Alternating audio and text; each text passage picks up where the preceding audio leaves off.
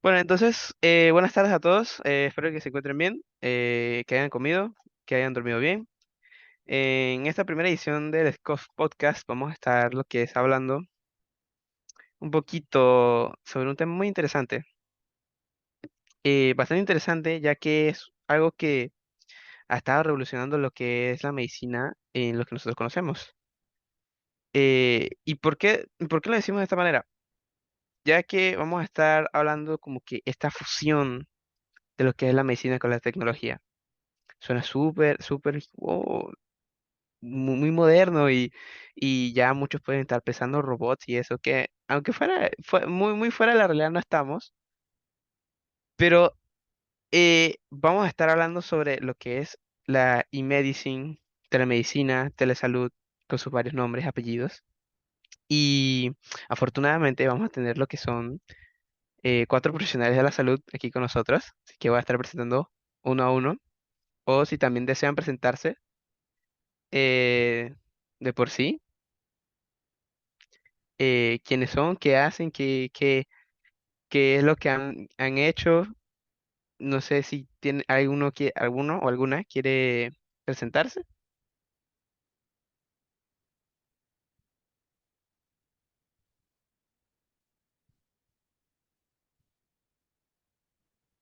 Creo que es en orden alfabético, mi apellido Alba. Ah, empiezo. Saludos a todos y que tengan una muy buena tarde. Yo estoy localizada en Chicago, Estados Unidos, y soy médico, internista y también en el área de infectología. Tengo un diplomado en medicina de estilo de vida y estoy ocupada ayudando también a mi esposo en su práctica de gastroenterología. Eso es a lo que me dedico. Oh, interesante, interesante. Bueno, muchas gracias, doctora Esther. Un placer tenerla aquí. Gracias. Eh, no sé si el doctor Félix puede presentarse ahorita mismo. Hola, sí, bueno, en este momento tengo un problemita técnico con la cámara, pero creo que me pueden escuchar bien. Mi nombre es Félix Correa, soy médico, tengo una maestría en medicina estética, salud pública, administración de servicios de salud y salud internacional. Soy director nacional de planificación del Ministerio de Salud y bueno, trabajamos con todo lo que tiene que ver con sistemas de información, tecnología para la salud, estadísticas, economía de la salud, presupuesto, planes de salud para el desarrollo. Actualmente soy representante de nuestro país en el Comité Ejecutivo del Consejo de Ministros de Salud de Centroamérica y también en la Organización Panamericana de la Salud. Oye, muchos cargos y muchas responsabilidades, doctor. Muchas gracias por presentarse y estar acá con nosotros. También tenemos algunos invitadas. La doctora Hilary, si se puede presentar. Hola, buenas tardes a todos. En verdad es un honor para mí estar aquí con tantas eminencias médicas. Más bien, yo soy recién graduada y me siento un viejito todavía, pero qué honor que me permitan estar aquí con ustedes. Bueno, yo tengo mi diplomatura en urgencias médicas, soy emprendedora, contadora de contenido y ahora voy a entrar a mi internado, pero no lo hice porque estuve trabajando como coordinadora de brigadas odontológicas y médicas de una ONG llamada Global Brigade. Entonces ahí conocí las verdaderas carencias de mi país y eso me inspiró mucho a volver a sentir ese amor por la medicina que a veces en el camino se puede perder y ahora ya quiero regresar con todas las ganas del mundo, así que gracias por la invitación. No, gracias a ti por venir. También tenemos otra invitada, doctora Sandra. Buenas tardes para todos. Muchas gracias por la invitación. La verdad que me parecen muy importantes este tipo de espacios. Yo soy médico, tengo maestría en gerencia de servicios de la salud de la Universidad Latina. Soy especialista en medicina cannabinoide. Me especialicé en Canadá y en Estados Unidos. También tengo diplomatura en epidemiología de la investigación y en los últimos años me he dedicado a la investigación y al estudio de las terapias cannabinoides, lo que se llama el cannabis medicinal, Soy profesora de la Facultad de Medicina de la Universidad de Panamá y estoy encargada del programa científico y educativo de cannabis medicinal y tengo clínicas de cannabis medicinal en Colombia. Es para mí un placer estar acá con ustedes. Vaya, bueno, igual repito nuevamente, muchas gracias a todos doctores y doctoras por estar aquí y por tomar de su tiempo, que no va a negar, puede estar ocupado cumpliendo sus labores. Para hablar sobre este tema muy importante, que di como un poquito la cucharadita de miel, si se puede decir de alguna manera, que es un poco la telemedicina. Así que déjenme dar un poco de contexto sobre qué es la telemedicina. Pero quiero hacerles una pregunta primero. ¿Han escuchado sobre qué es la telemedicina o telesalud o algo por el estilo? ¿Sí? Veo algunas caras sí, otras caras como, no sé. Ok, entonces, para los que nos están viendo, que tal vez sea la primera vez que escuchan esto, la telemedicina básicamente es una forma de aplicar medicina, si lo pongo de maneras muy sencillas, utilizando lo que es la tecnología, de ahí tele y de ahí medicina. ¿En qué forma? No es que va a haber asistentes robots por aquí con 8 brazos y que van a estar por todos lados. En un futuro tal vez, pero en este caso es una forma de alivianar el peso a lo que es los doctores. Un ejemplo de esto es los expedientes de los que son los hospitales.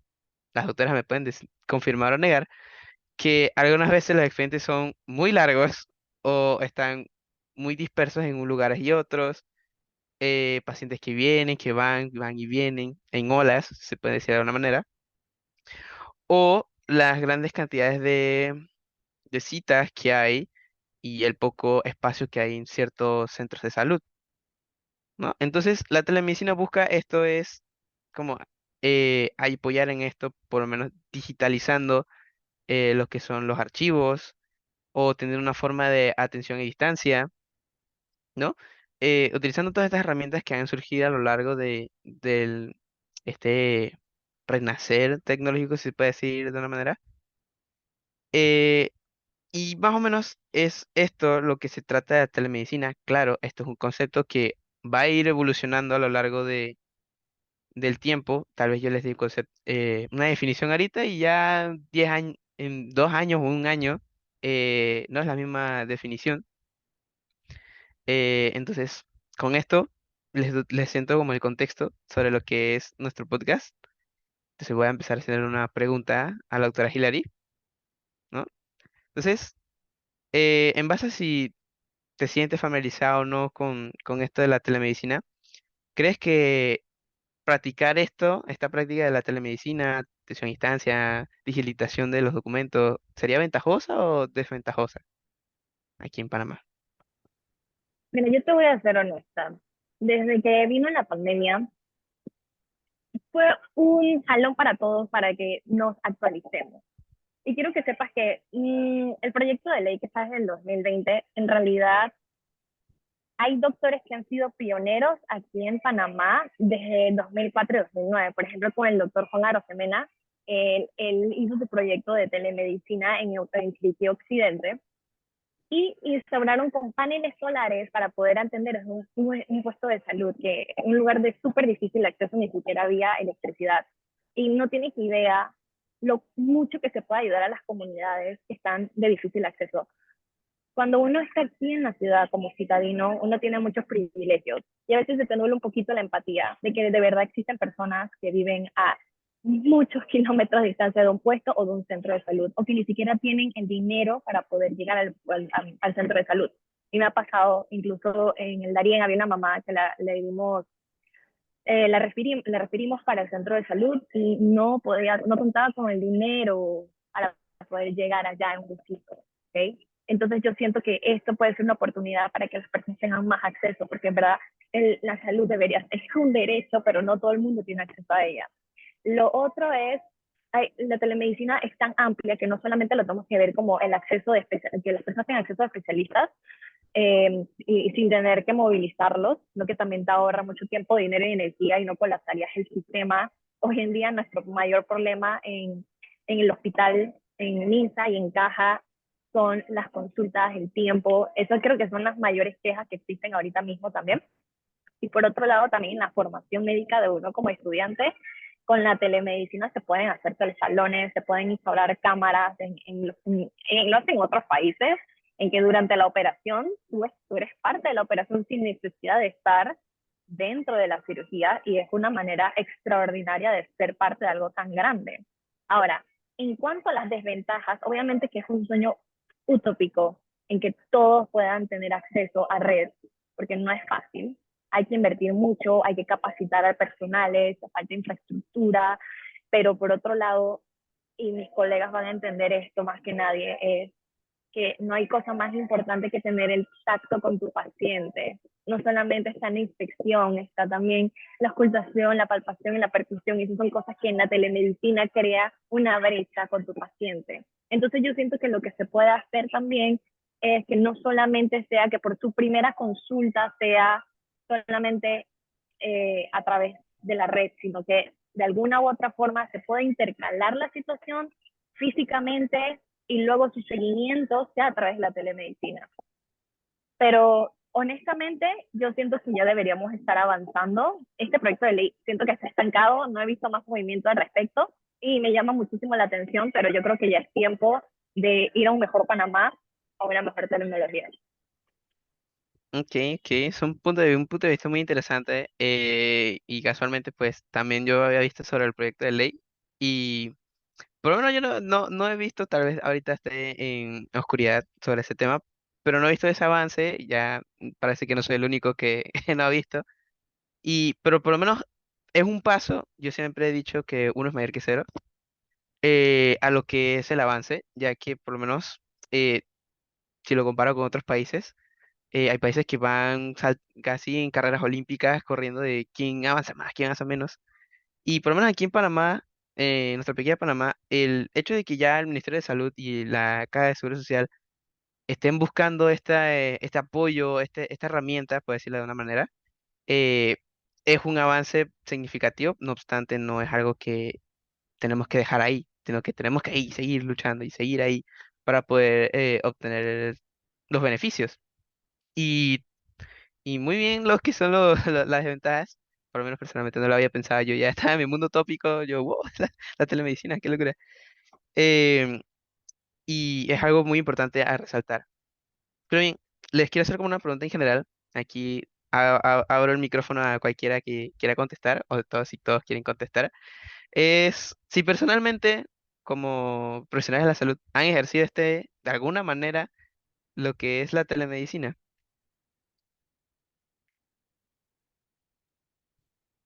Personalmente me tocó utilizar en forma esporádica, puedo decir, y breve, la telemedicina durante el tiempo de pandemia, porque algunos de mis pacientes querían no tener que venir al consultorio por temor.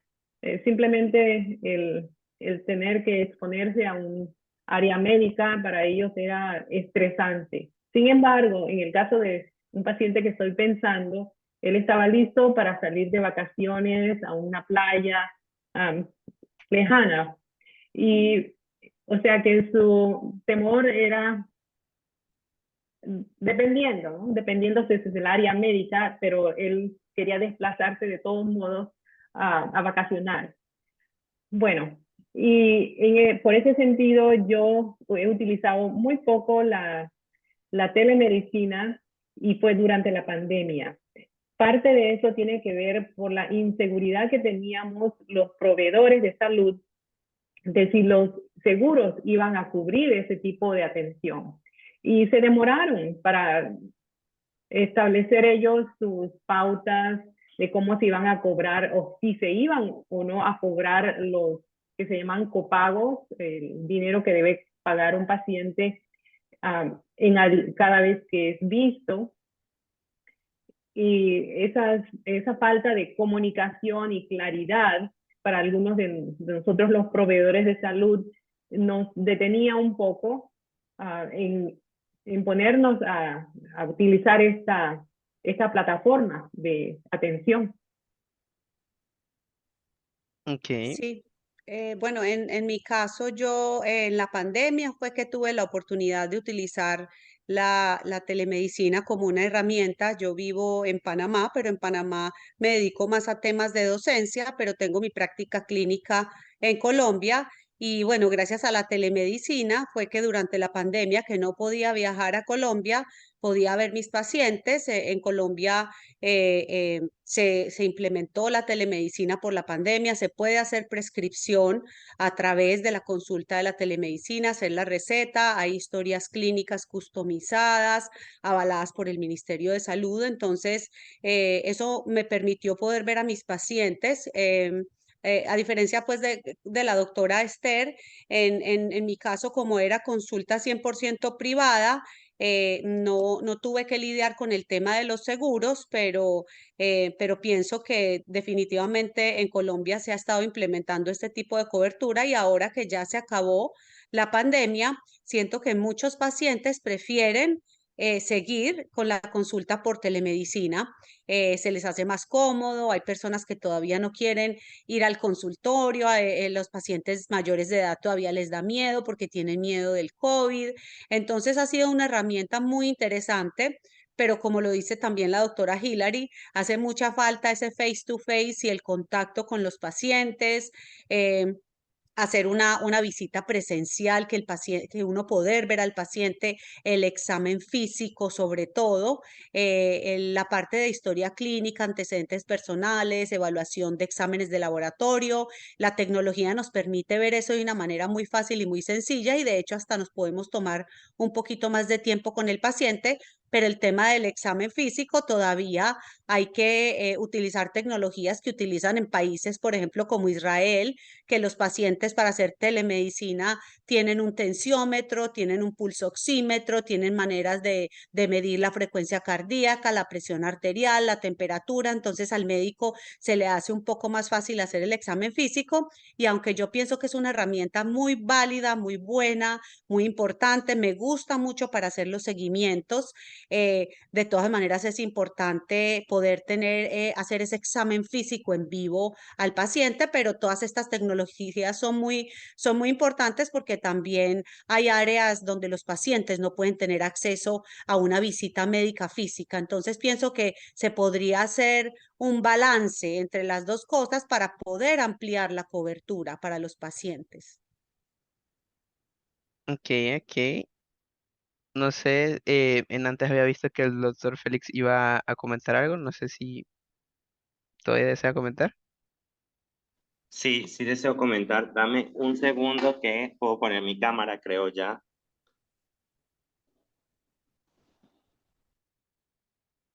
Hola, ¿me ven? Sí, sí. Sí, doctor. Ok, bueno, primero que todo, ahora sí saludos. Un gusto ver caritas conocidas por acá. Bueno, yo voy a hablar desde la esfera institucional del Ministerio de Salud. Lamento mucho que no conozcan el programa de telemedicina del Ministerio de Salud que surgió en el 2007. Realmente la telemedicina es un área de la telesalud. La telesalud, ahora como lo vemos, contempla la telemedicina, la teleconsulta, la teleorientación y muchas variedades de servicios. Entonces, Panamá tuvo la oportunidad de empezar muy lejos en el 2007, ya hace bastantes años, 15 años de eso, con el programa de telemedicina, primero como interconsultas de médicos generales a médicos especialistas para casos de mayor complejidad. Esto ayuda a que, como bien lo decía Hilary, pacientes que no tienen acceso a especialistas porque viven en áreas remotas puedan resolvérseles las consultas mucho más rápido a través del apoyo de médicos generales. También hemos tenido programas que incluyen, como decía Sandra, maletines con dispositivos diagnósticos para que personal asistencial que no necesariamente es médico pueda aplicar con esos equipos para medir parámetros biométricos y así poder referirlos a un médico general en una consulta subsecuente. Realmente lo que empezó en Panamá con teleconsulta como tal, por lo menos en el sector público, empezó muy recientemente. En 2020 no tenemos un proyecto de ley, tenemos una ley de la República de teleconsulta de telesalud, lo que implica que ya es un mercado abierto tanto para el sector público como el sector privado, con la normativa que nos permite trabajar mucho mejor la teleconsulta, y la modalidad de atención ha sido, como lo decía Sandra, principalmente en consultas subsecuentes. Una vez que yo tengo un paciente y he identificado un plan de trabajo, para darle seguimiento a mi plan de trabajo lo puedo hacer a través de teleconsulta, pero siempre requiriendo una consulta inicial con una evaluación inicial por un médico facultativo. Entonces, pero no me gusta mencionar telemedicina y combinar ambos términos, porque telemedicina es para médicos y la teleconsulta para servicios médicos, y la teleconsulta incluye un espectro mucho más grande de servicios que va más allá. Pueden ser psicólogos, pueden ser teleorientación, podemos hacer muchos otros servicios, teleeducación también. Y de hecho, en COVID, en Panamá, tuvimos una experiencia con la línea 169, donde no para pacientes COVID, sino para cualquier persona que se encontrara en confinamiento, en la época de confinamiento, se le ofrecían servicios de salud mental para que las personas pudieran hablar y referir sus problemas, y fue altamente difundido a través de todo, de la televisión y los medios, y de hecho teníamos una demanda de hasta 30.000 personas al mes llamando al centro de llamada.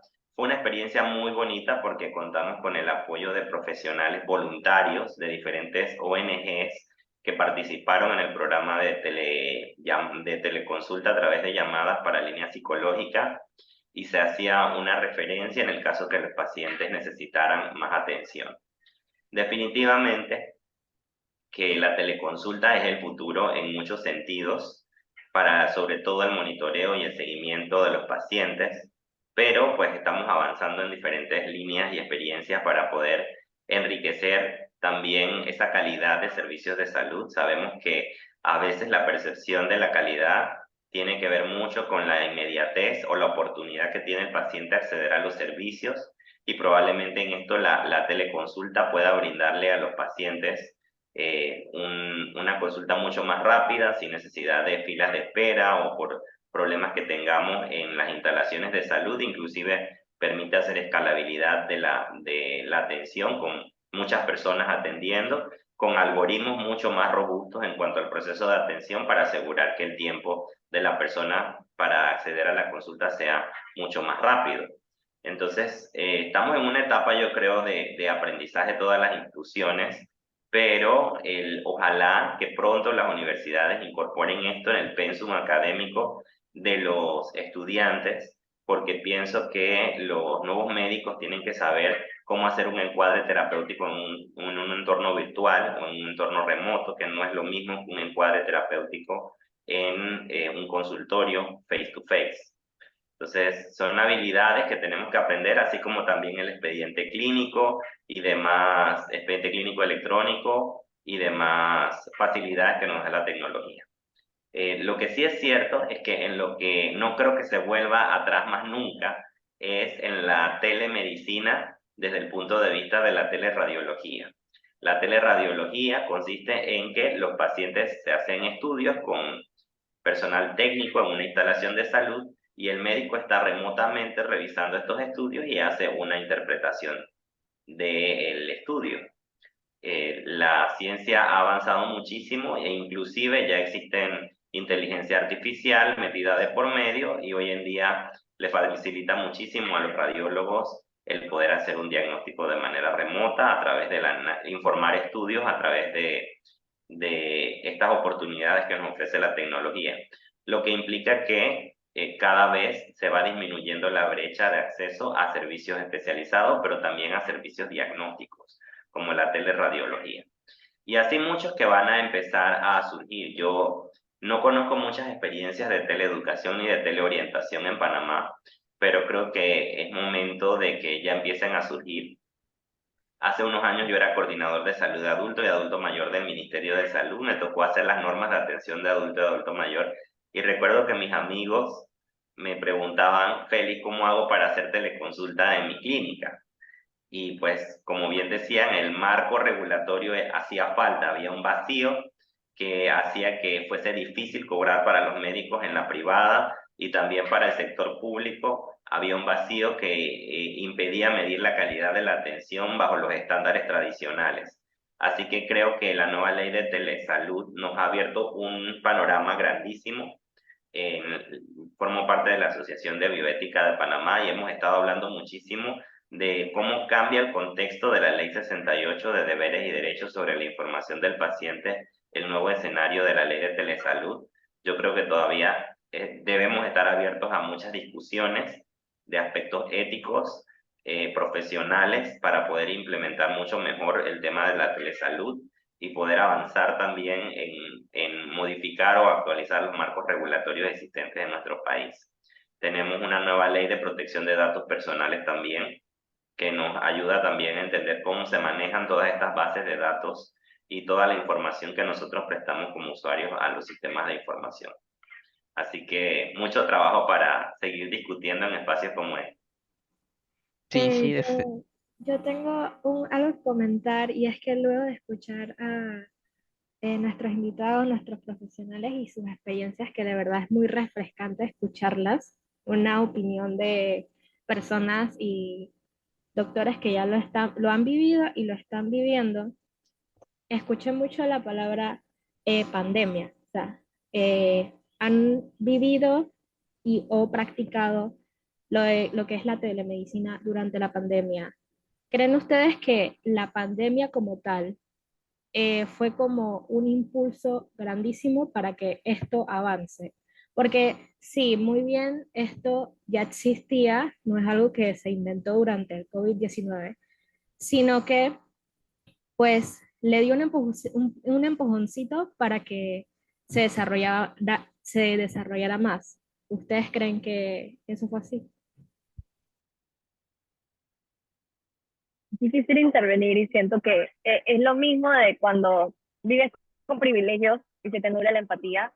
En el momento que en la pandemia todos nos vimos afectados, no nos podemos movilizar de la misma manera como antes. Ahí fue cómo consigo atención médica, si no puedo llegar ahí. Y el control que se tenía en el país y se manejó súper bien, esto hizo el cambio total de la necesidad de uno a que una persona que desde hace mucho tiempo vive en un lugar de difícil acceso y que conseguir atención médica ya era un dilema y un problema. ¿Me explico? Entonces siento que ese fue el punto pivote para que todo el mundo diga que deberíamos instaurarlo de verdad, ¿sabes? Sí, de acuerdo con Hilary y así como lo mencionaba el doctor Félix, no solo la teleconsulta, sino la teleeducación. Yo me he dedicado mucho al tema de educación en Panamá y he sido conferencista en más de 20 países. A mí antes me tocaba viajar a Tailandia, al Reino Unido, a Canadá, a dar conferencias en el tema del cannabis medicinal, que es el tema en el que me especialicé. Y a través de la teleeducación encontré que en vez de tener que viajar a 12 países, y nuevamente la palabra pandemia, durante la pandemia se empezaron a dar estos programas de teleeducación y se podía accesar a diferentes poblaciones en diferentes partes del mundo, inclusive en Panamá hicimos varias actividades académicas desde la Universidad de Panamá, desde la Facultad de Medicina, para educar médicos, enfermeras, personal del área de la salud en lo que es el sistema endocannabinoide. Durante la pandemia yo fui co-creadora de una diplomatura universitaria en alianza con una de las universidades más grandes en Colombia. También se hizo, y todo esto es teleeducación, que se han hecho diplomaturas, certificaciones médicas para médicos, personal de la salud. Entonces, esta es una herramienta definitivamente muy valiosa que tenemos enfrente de nosotros, tanto como la teleconsulta como la teleeducación, y bueno, esperamos seguirla utilizando, porque yo me di cuenta que a través de la teleeducación también se puede, el médico y el personal del área de la salud que vive en áreas remotas o que no tiene acceso, porque muchas veces ir a un congreso es muy costoso, entonces a través de lo que llamábamos webinars o a través de las diplomaturas virtuales o las certificaciones virtuales con respaldo universitario, mucho personal del área de la salud se pudo beneficiar de conocimiento de médicos de todas partes del mundo, y eso me pareció a mí muy bonito porque me encontraba yo en el mismo salón dando clase con un médico del Reino Unido, un médico de Brasil, y era una manera de compartir conocimiento muy bonita y con aulas llenas de 100, 200 personas, no solo de Panamá, sino de diferentes partes del mundo. Y bueno, es una herramienta que llegó y llegó para quedarse, y siento que tenemos que seguirla utilizando de la mejor manera. Eh, Ok, discúlpame, Jean Paul. dale, dale, María. Eh, Muchas gracias por sus respuestas. Tenía otra pregunta, bueno, más que una pregunta, es un comentario, y es que durante la organización de este podcast y del tema, nosotros quisimos hacer como un sondeo con nuestros compañeros y les preguntamos por redes qué les parecía esta nueva modalidad de atención médica. Y pues estaba o de un lado o del otro, no había como un medio. La mayoría estaban en desacuerdo porque no les daba confianza, y algunos sí estaban de acuerdo porque la información para ellos sí era completa. ¿Qué le dirían ustedes a esos estudiantes de medicina o a las personas en general para darles más confianza a utilizar esta nueva modalidad que de verdad es una herramienta muy valiosa? Señor Félix. Bueno, creo que en verdad vivimos en un mundo donde tenemos mucha ignorancia todavía respecto a lo que va a pasar en el futuro, pero y a las tecnologías en sí mismo, producto de que la educación no se ha actualizado lo suficiente como para poder crear un perfil competitivo en esta materia. Tenemos desafíos todavía a nivel académico muchísimo para que los estudiantes empiecen a utilizar mucha tecnología. Me pasa todos los días cuando veo el perfil de egreso de las universidades, que todavía nos falta mucho en cuanto a uso de tecnología. Tenemos las cosas muy clásicas de siempre, pero hay que incorporar mucho más. Chicos, la tecnología no va a desaparecer. El mundo llegó a un punto vivimos 25 años después del 2000, un cuarto de siglo después del 2000. Llegó la tecnología para quedarse. Los bancos están haciendo transacciones sin uso de dinero desde hace mucho tiempo. La gente utiliza WhatsApp como principal herramienta de comunicación desde hace mucho tiempo. Ya ni siquiera la computadora es el medio principal por el cual se accede a tecnología y al Internet, son los celulares. Entonces, es un debate al que de verdad ni siquiera me gustaría ir ni llegar de si hay que hacerlo o no, porque creo que el mundo nos está demandando a los profesionales de la salud empezar a desarrollar capacidades en el ámbito tecnológico, y no es una opción de nosotros negarle a las personas lo que demandan. Lo que tenemos es que aprender a resolver la nueva demanda y aprender a desarrollar capacidades para poder estar en ese entorno donde se nos está buscando. El mercado está ahí, las personas están ahí esperando el servicio, y nosotros somos los que se lo podemos dar. ¿Cómo se lo damos? A través de nuestro conocimiento y habilidades en esa nueva esfera. Y definitivamente las universidades están un poco atrasadas en esto porque los profesores, que también somos profesores de la universidad, no aprendimos esto nunca. Estamos junto con los estudiantes aprendiéndolo, pero lo cierto es que no podemos hacer esperar a las personas para empezar a explorar estas nuevas modalidades de atención. Se nos exige como profesionales, ya sea como parte de la educación continua y permanente o independientemente, empezar a explorar esto. Creo que pensar que hay una alternativa en la cual esto no exista en la realidad de un profesional de la salud es vivir en un mundo completamente irreal y utópico en el cual no existe el Internet ni la demanda de los servicios. Y en respuesta a tu pregunta anterior, sí creo que la pandemia definitivamente fue un punto de inflexión en todos los sentidos, no solo en salud, en todos los sentidos que tienen que ver con tecnología.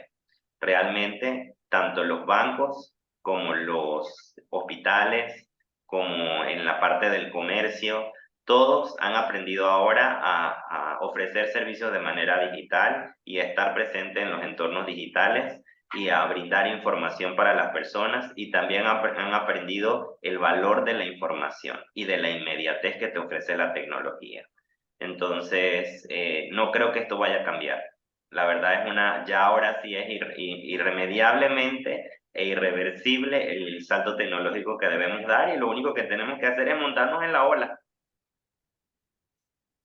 Sí, totalmente de acuerdo. Ya esto es una evolución que hay que hacer no solo los médicos, sino también los médicos de información, los estudiantes de medicina y también la población en general, ya que aquí en ese barco estamos todos, no solo como los que brindamos el servicio, sino también las personas que reciben el servicio, ya que pues esto no es como, vamos a decirlo, algo que efímero, pues, es algo que están constantemente y es algo de suma importancia a nivel no solo global, social, a nivel de ciudad y pueblo, sino también a nivel personal, el como el mismo ciudadano conozca y amplíe sus conocimientos y que sea capaz por medio de las herramientas que están ocurriendo gracias a las grandes mentes de nuestras eras, quien nos han brindado estas herramientas que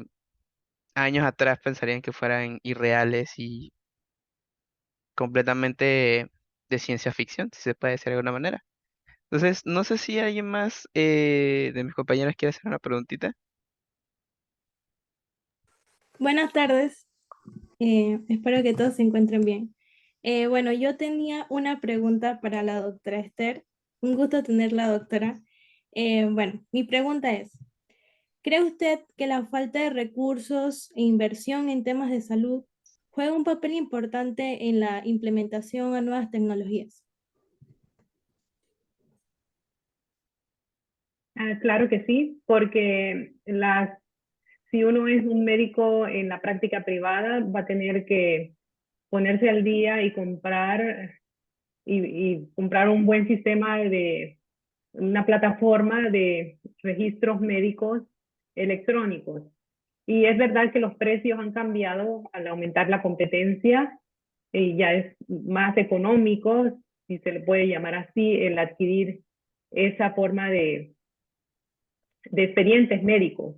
Pero también las instituciones grandes necesitan poder intercambiar información médica entre una institución y otra, para que el médico, cuando tenga un paciente enfrente de él, ya sea en persona o a través de telemedicina, pueda tener acceso al historial médico de donde el paciente se hospitalizó hace un mes y le encontraron, quién sabe, diferentes datos complicados. El médico tiene que poder tener acceso a eso y no tener que fijarse en si el paciente se le olvidó el papelito donde estaban los datos, el sumario, o si el paciente puede en sus palabras explicar que eso realmente no se espera que un paciente pueda articular datos importantes de su historial, especialmente si es complicado. También se espera que las farmacias estén capacitadas para poder dispensar los medicamentos en forma, cuando reciben la orden electrónica, no la farmacia principal de la ciudad, sino la farmacia de la esquina debe estar capacitada para dar ese servicio. Y todo eso requiere tener una buena infraestructura electrónica en esa región donde la persona vive. Pero sí se puede. Ok, muy interesante y gracias doctora Esther y gracias Jessy por tu pregunta. Muy interesante esta conversación que hemos estado teniendo. También quiero comentar, bueno, también preguntar sobre a los ustedes doctores si conocen tal vez el doctor Félix, si sepa, sobre lo que es el 6. ¿Han escuchado sobre esos acrónimos, el 6? ¿Qué opinan al respecto, los que conocen sobre esto? Y si nos pueden dar un poquito a conocer al resto, ¿qué es este sistema o de qué se trata? Sí, de verdad, porque yo no tengo ni idea de qué es. De la doctora Félix. bien directa la pregunta. Ok, bueno, el 6 es nuestro clinical record, es nuestro expediente electrónico de salud. Se le llama así a un conjunto de softwares que completan la historia clínica del paciente a nivel del Ministerio de Salud. Existen otros clinical records de diferentes tipos, tanto en el MINSA como en la Caja y en la mayoría de los hospitales privados. Básicamente, un expediente electrónico contempla información de la atención de la consulta de los pacientes, como decía Esther, que se puede ver se puede tener ahí registro no solo de la atención, sino del recorrido del paciente a través de la diversidad de servicios que se pueden ofrecer. El 6 incorpora un expediente, un sistema de información electrónica para expediente clínico, incorpora información de pacientes hospitalizados, pacientes en teleconsulta, información farmacéutica de los medicamentos prescritos, toda la información que generan los diagnósticos, egresos, ingresos, pero también tiene otro tipo de información que tiene que ver con el histórico de, por ejemplo, radiología, informes de gabinete y demás. Además de eso, en nuestro caso, nuestro expediente electrónico contempla también la oportunidad de acceder a él a través de diferentes herramientas, como por ejemplo un contact center donde las personas de manera telefónica pueden hacer su agendamiento de su cita, y esta pues ya sale en el expediente para cuando el paciente va a atenderse a la instalación. Existen diferentes salidas y entradas que puede tener un expediente electrónico, pero básicamente señalarles que precisamente desde la visión que quiero que tengan de un expediente electrónico es un conjunto de softwares, no es un software, son muchos softwares que se hablan entre ellos y hacen lo que mejor sabe hacer cada software. Si uno es para citas, otro es para dar información a los pacientes, otro es para recoger la atención médica, otro es para laboratorio, entre ellos se habla. Y el lenguaje en el que estos softwares se hablan para poder que sean interoperables en salud se llama HL7, que es como si uno habla español, otro habla inglés. Los protocolos HL7 son los que permiten la interoperabilidad de sistemas y que cuando uno pasa de un sistema a otro sistema no se pierda la información, sino que la información pueda guardarse en un backup y luego pueda ser cargada en otro sistema. Esto es muy importante porque hoy en día la información tenemos claro que la información no le pertenece a los prestadores de servicios de salud. Realmente los prestadores de servicios de salud tienen esa información prestada como parte del contrato que tienen con su cliente o usuario. La información le pertenece a los pacientes, por lo menos en el territorio panameño es así. Por ende, hay que garantizar la existencia de la información y la calidad de la información, y por eso es que existen diferentes protocolos para asegurar que la información no se pierda. Entonces, los expedientes electrónicos tienen una forma de ser capturados, tienen mucho que ver con el proceso asistencial, pero también tienen que ver mucho con la comunicación entre sistemas y esos protocolos de comunicación, y tiene mucho que ver también con seguridad informática, seguridad de la información, para que la información no se pierda o no tenga acceso a gente que no forma parte del proceso asistencial de los pacientes. En el país de Panamá, el rector de la salud, que tiene que ver con los expedientes clínicos y el cuidado de la información de los pacientes, es el profesional que se llama de registro y estadísticas de salud, que es el que debe conservar la integridad del expediente. Y precisamente es mi dirección la encargada de la que dirige todo el tema del expediente electrónico en el país. Oh, experto en el tema. Entonces, para recapitular, es un gran software que tiene mini softwares que recopilan la información. No O es un software, Yo es entendí un que eran conjunto. son varios, muchos softwares eran muchos articulados, software. Ah, hablando muchos todos. software ok, ok. Que como es algo muy, bueno, por lo menos para mí un concepto bastante reciente, puede ser un poco confuso y me parece importante darlo a conocer, no solo como a nosotros los futuros médicos que llegaremos a ser, ni tampoco a médicos que tal vez nos estén viendo, sino también a la población en general, conocer cómo hemos avanzado, son las nuevas herramientas que tenemos a nuestra disposición, eh, para que vean que Panamá no se está dejando ganar, está ahí en la, en la lucha, en el avance tecnológico. La Y verdad es que no es, mira, no deberías si se implementa adecuadamente la tecnología, no debería marcar una gran diferencia en la percepción de calidad del usuario de la atención. Realmente las personas deberían sentir su atención como siempre. Ahora de repente sienten un nuevo canal de atención, ahora lo hago por WhatsApp, lo hago por Teams, por Zoom, por como sea, por teléfono, pero las personas deberían sentir que es el mismo nivel de calidad de la atención. Yo creo que ese es el gran desafío que tenemos nosotros como profesionales. Cómo no bajar la atención la calidad de la atención a pesar de que tengamos nuevos canales de atención. Y si le podemos mejorar un poquito la experiencia al usuario, probablemente reduciendo los tiempos o dándole acceso a información que antes no tenía, como por ejemplo lo hemos tenido ahora en COVID, cuando la gente podía ver su vacunación en una herramienta que le permitía salir del país, porque su información estaba ahí. Cositas como esa que le ayuden a las personas a interactuar mejor, pero por lo general el usuario no es muy consciente de lo que está detrás del proceso de atención. El usuario, su experiencia la mide en función de la interacción con el médico. Probablemente el usuario ni siquiera sabe qué es lo que pasa detrás de una farmacia, solo sabe que va y le dispensan una receta, pero no sabe realmente todo lo que está detrás, ¿no? A veces para el paciente esas cosas son invisibles,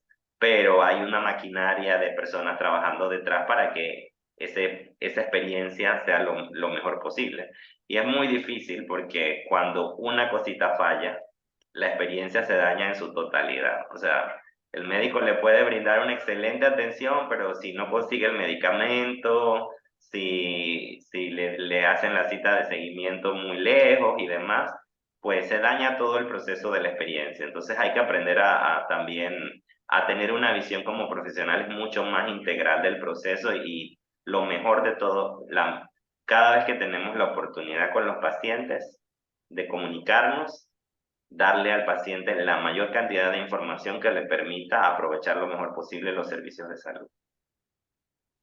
sí, totalmente de acuerdo. Hay veces que incluso nosotros podemos haber pecado de ello en no ser como, déjame buscar las palabras, como conscientes de todo y a veces lo empático.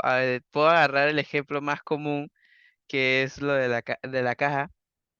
Tal vez ustedes, doctores, y hasta aquí mis compañeros, han escuchado a alguien decir que el servicio de la caja no es el mejor, eh, y cosas por el estilo, que los doctores no nos prestan atención. Puedes ir mencionar cosas bastante generales.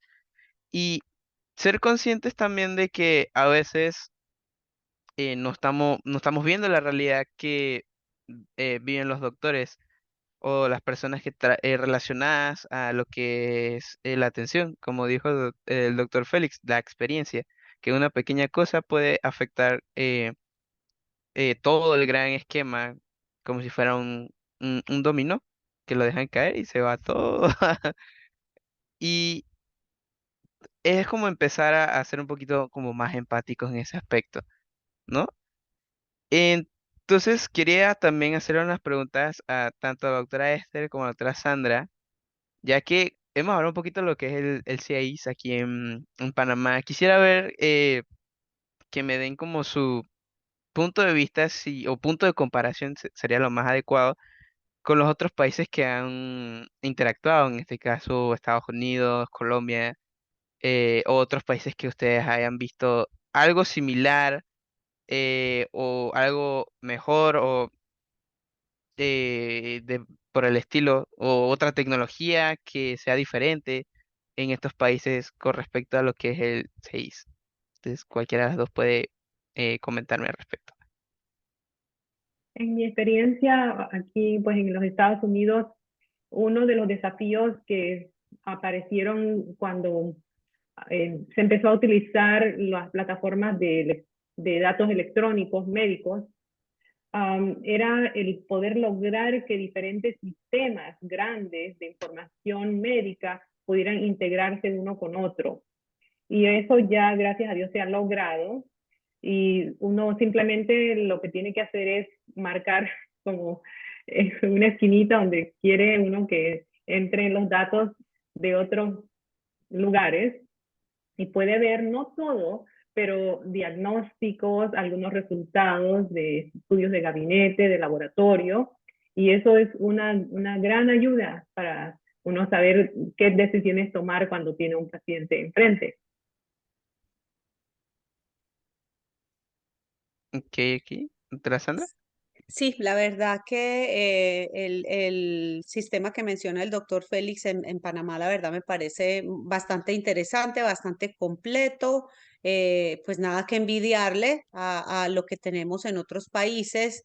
eh, yo considero, como dice la doctora Esther también, que es una herramienta muy importante y que de hecho le agiliza a uno como médico la consulta, el hecho de tener todo la historia clínica en la nube, los récords y poder mirar de dónde viene el paciente, qué especialistas lo vieron, qué exámenes de laboratorio tenía en el pasado, porque antes nos enfrentábamos a que el paciente tenía que venir con los papelitos, con el examen, el papelito arrugado, ya se le había borrado el reporte radiológico, no encontraban el hemograma, no encontraban los otros exámenes, entonces eso le quita a uno mucho tiempo que se le puede dedicar al interrogatorio del paciente. Cuando está ya todo integrado en un software o en varios software, ya uno rápido hace esa revisión de los exámenes, de las consultas previas, de las hospitalizaciones y esto agiliza la consulta. Pienso que es una herramienta que agiliza la consulta y le permite a uno darle al paciente una atención más rápida, poderle poner atención a los detalles que importan más y el hecho de poder tener todo ya integrado en el computador, entonces revisa uno más rápido los datos que antes pasando hojas, si se le cayó una hoja, si no encontró la hoja. Entonces yo pienso que definitivamente tenemos que abrir los brazos a la tecnología porque, como dice el doctor Felice, está aquí y se va a quedar. Entonces, o nos montamos en la ola, como lo dice el doctor, o nos quedamos atrás, porque definitivamente ya todo está sistematizado y está sistematizado precisamente para hacerlo más amable para el médico y para el paciente y para optimizar todos esos recursos que tenemos en favor y en pro de ayudarle al paciente. Entonces, sí, la experiencia que yo he tenido en otros países, pues cuando se utiliza la teleconsulta, cuando se tiene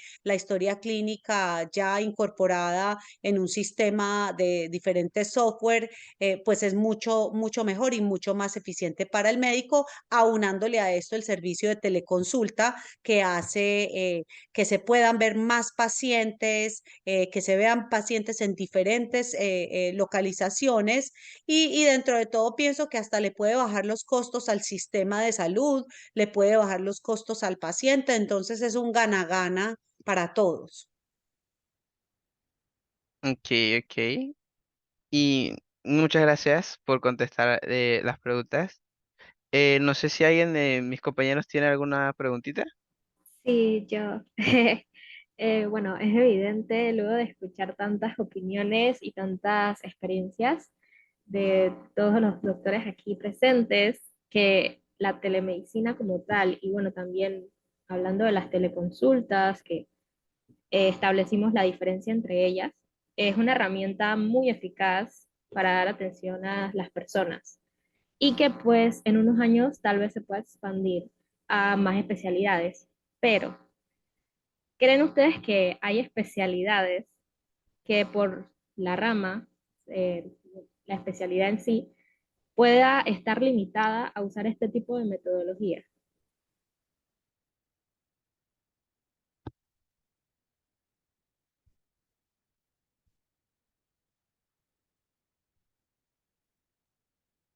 Bueno, lo que pasa es que depende, o sea, si hablamos de tecnología en general, creo que todas las ramas de la medicina de alguna manera están incorporando tecnología.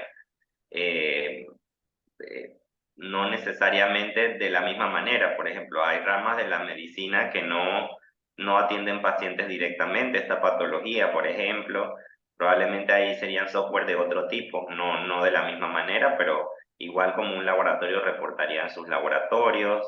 Está medicina legal, por ejemplo, que registraría su información de otra manera. Creo que todas en algún momento tendrían que incorporar de alguna manera alguna herramienta de teleconsulta o de tecnología dentro de su día a día. Ok, doctora Esther, creo que iba a comentar algo. Sí, nada más estaba pensando digamos, en un caso donde un paciente hay que revisarle una herida para ver cómo está evolucionando y el paciente está en casa y no es conveniente que viaje y se presta para poder tomar fotos, pero el palpar y sentir cómo está caliente o no, detalles que estamos acostumbrados a tenerlos en la medicina presencial. Tal vez toca es simplemente acomodarnos a las circunstancias.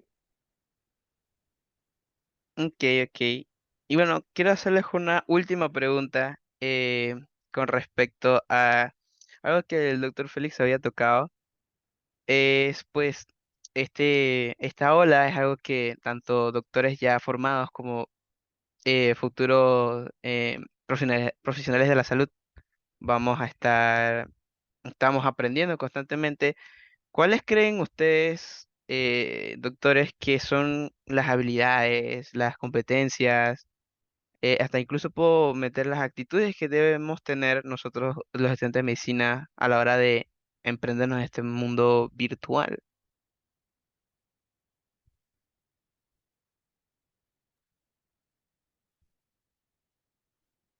Bueno, Bueno, él creo particular, que, dale, doctora Sandra, no tranquila, se preocupe.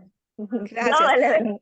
Bueno, en mi caso, yo era una persona hace, digamos, 4 años que no utilizaba mucho la tecnología. Yo era mucho de escribir y de todo en papel y libretitas, pero bueno, nuevamente la pandemia me permitió salirme de esa zona de confort y bueno, tuve que estudiar los sistemas del Windows, las diferentes modalidades que existen pero yo pienso que con las plataformas de teleconsulta, de telemedicina, de teleeducación, pues hay tutoriales básicos y uno tiene, por lo general en estas plataformas, siempre hay un tutor o alguien que les socializa cómo funciona. Entonces siempre vas a tener a alguien que te haga una inducción y, por ejemplo, en las clínicas de nosotros, médico nuevo que entra, médico que se le da 1 hora, 2 horas y se le explica cómo navegar la plataforma, cómo entrar en el sistema, cómo utilizar,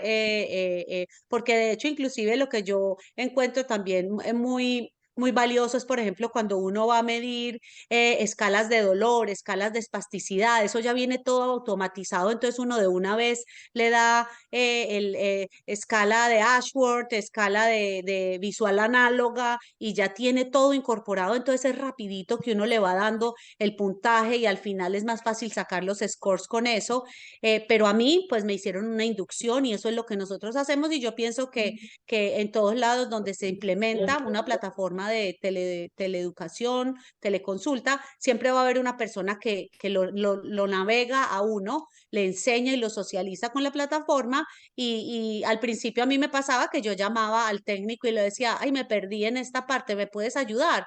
Entonces siempre hay alguien que lo apoya. No es tenerle miedo que porque yo no sé manejar eso y no lo conozco, no, siempre con estas plataformas, siempre hay un soporte técnico muy bueno y muy importante que hace que uno le pierda el miedo y se deje pues asesorar porque obviamente es algo nuevo para muchas personas, pero es fácil de aprender. Ok, ok, doctora Hilary, que vi que iba también a comentar. La computadora se me acaba de apagar. Literalmente lo que dijo la doctora Sandra es lo que quería comentar y lo otro, y siento que ya es cuestión de actitud como estudiante de medicina, nunca digas que no puedo, es que no sé, es que se me complica, uno siempre tiene que estar abierto, que el mundo sigue cambiando y que uno tiene que adaptarse, sea como sea, así como el doctor Félix Correa. Así que en verdad hoy en día la accesibilidad al conocimiento está a la vuelta de la esquina y está para todos, así que simplemente hay que abrirse y a no tener miedo de conocer lo desconocido técnicamente, así sería eso. Ok, me quedo con esa frase. no tener miedo a lo desconocido. Entonces, le abro un espacio a mi compañero Ian. ¿Quieres comentar algo? Ah, bueno, doctor Félix, ¿quieres Doctor, comentar? doctor Félix y doctora Esther, tienen unas palabras de cierre. Ajá, Sí, dale. Bueno, no de cierre, no, bueno, iba a contestar la pregunta que dele. habías dicho. Bueno, yo como docente universitario, para mí es yo creo que todavía sigo siendo docente después de tantos años, precisamente porque me interesa mucho apoyar un poco en el perfil de los egresados de la universidad. Yo pienso que nosotros como docentes tenemos una responsabilidad de estar tan actualizados como los estudiantes o tal vez más. Es para nosotros más imperante porque somos entes multiplicadores. Definitivamente que la tecnología no es para todo el mundo, pero todo el mundo debe tener conocimientos básicos. Es mentira que yo les voy a decir que les voy a enseñar un software hoy y ese software va a ser el que les va a servir para toda la vida. Los software cambian todos los días. La tecnología está constantemente cambiando. Tan solo piensen cómo eran los celulares hace 10 años y qué hacían los celulares hace 10 años y qué hacemos con ellos ahora. Es imposible predecir en la universidad como docente qué es lo que va a pasar desde el punto de vista tecnológico en los próximos 10 años, en el 2032, en el 2022, en el 2030. Es muy difícil porque depende de muchos factores. Pienso que el perfil tiene que ser un perfil integral, donde las personas estén claras en cuál es su responsabilidad para con el paciente. A mí me preocupa mucho porque muchas veces los médicos, sobre todo aquí voy a hablar muy como médico, casi nunca lo hago, me gusta hablar como equipo de salud, pero ya que estamos en un entorno de estudiantes de medicina, debo señalar que muchas veces los médicos acomodamos los procesos a nuestra conveniencia y no a la de los pacientes. Parte precisamente de poder ajustar esa perspectiva o esa forma y entender que somos parte de un sector servicio, nos debemos a nuestros pacientes. Por ende, si los pacientes tienen la oportunidad de obtener un servicio mejor, tenemos la obligación de aprender a dárselo y buscar el servicio a través de esa manera. Yo creo que hoy en día existe demasiada variabilidad clínica. Los médicos tenemos que protocolizar mucho más nuestra atención, permitir que nuestra atención sea basada en evidencia científica, adoptar la evidencia científica y acogerla sin temor.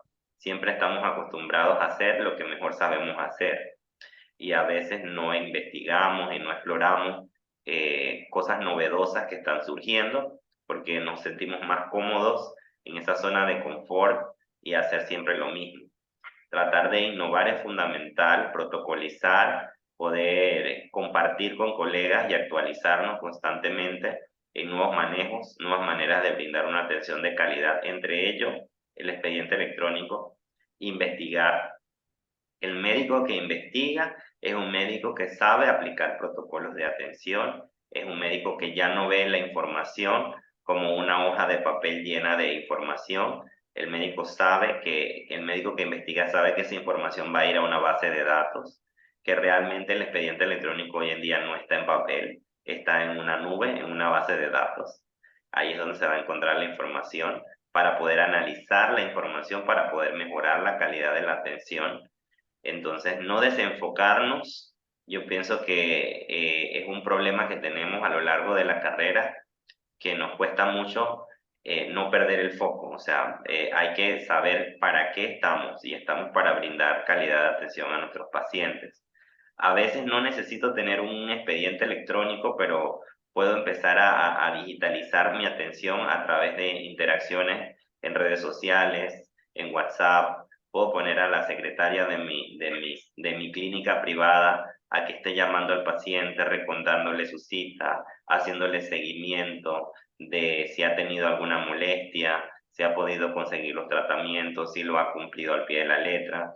Cosas como esa ni siquiera requiere que sea el médico que lo haga, pero si lo tengo presente y esa es una forma de teleorientación, es una forma de seguimiento a los pacientes de una manera remota.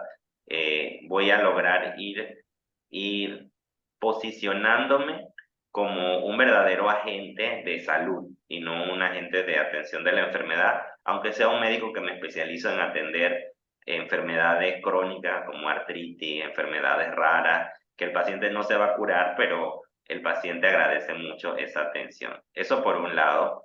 Yo creo que si pasamos de la medicina del siglo XX a la medicina del siglo XXI, nos vamos a ver obligados a, dentro del perfil de los profesionales, entender que hay diversidad de profesionales. El paciente no es del médico, el paciente es del equipo que está viendo al paciente. Y nosotros somos uno de todos los procesos que involucra la atención de salud de una persona desde una perspectiva integral.